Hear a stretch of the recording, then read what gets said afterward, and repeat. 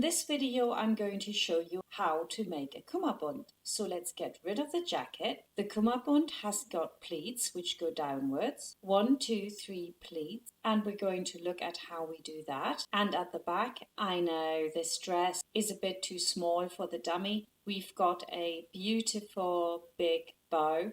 Each one of the stems is 90 centimeters long, is probably approximately a yard, so you get a really beautiful effect. And then it's simply sewn in the seam here on top of the dress.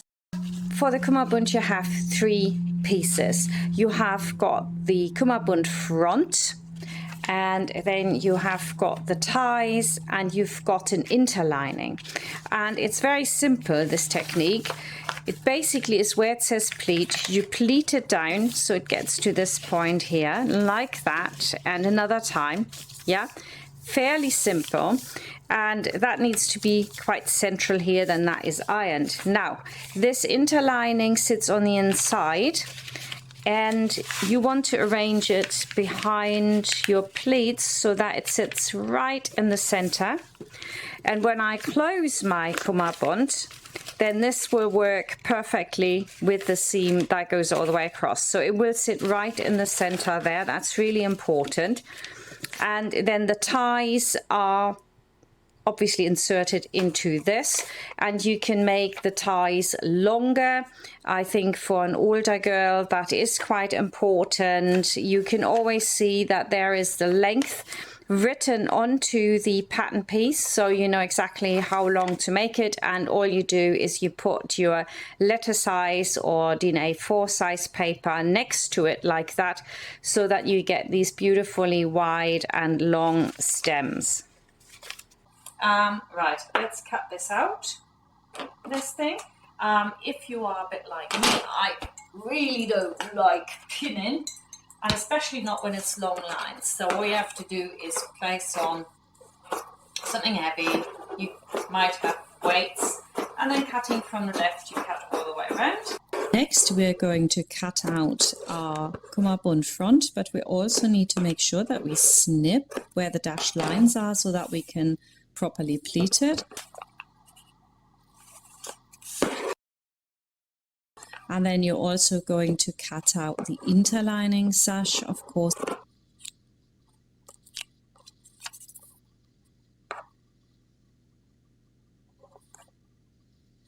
So let's get started.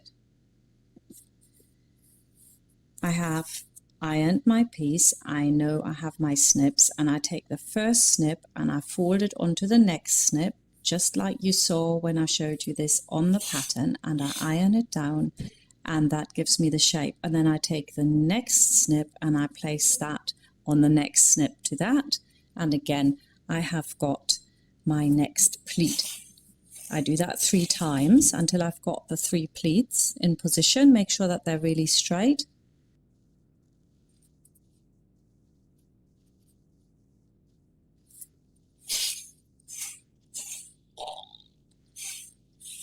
And now on the back, I flipped this over this piece. I put my interlining. That needs to be central.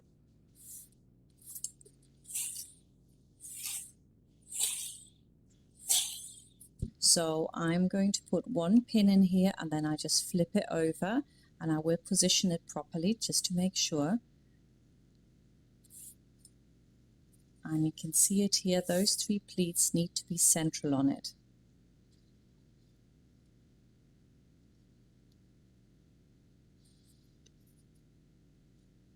Next, I'm going to sew my ties up. That's really very simple. All you have to do is start at the end here and sew all the way down. I would recommend, of course, that you reduce your stitch length when you get around the corner or for the tip, and that basically then makes it less likely to fray.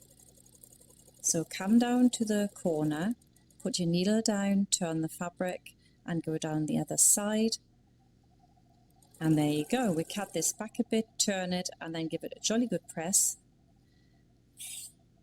Wiggle the seam out with your hands like this. It's a rolling motion.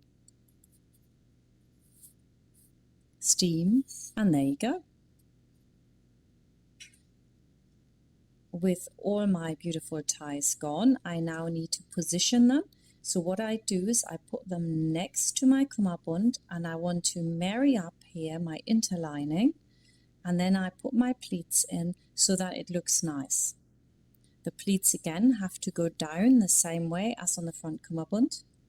So put in one and then put the next one so that it ends where the interlining ends. Some people might want to gather this, that's also possible of course. And now we're going to do the other side. And see, make sure that it fits. And for that I'm just going to take the other tie, make sure that the tip goes the same way of course. And I can now put my pleat in.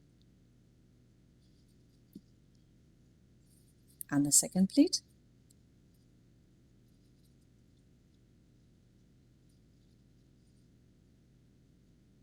And with that done, I can now attach them to the front of the Cummerbund. So turn them over and start where the interlining is on the other side.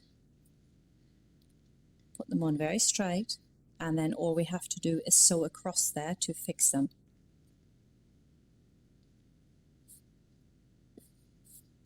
Take your time, make sure it's in the right position.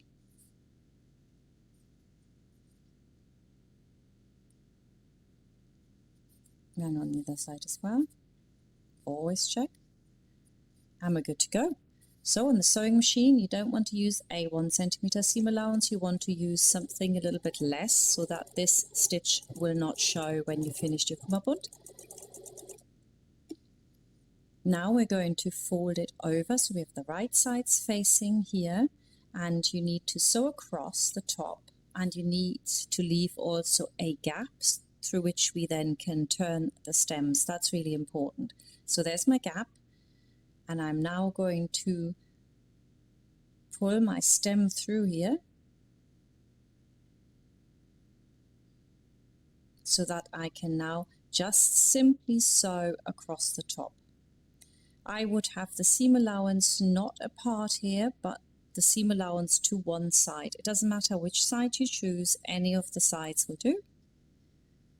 Left or right. Pin it so that the Cummerbund ties really are in the corners, and then just simply stitch across, and this time we're doing a 1 centimeter seam allowance.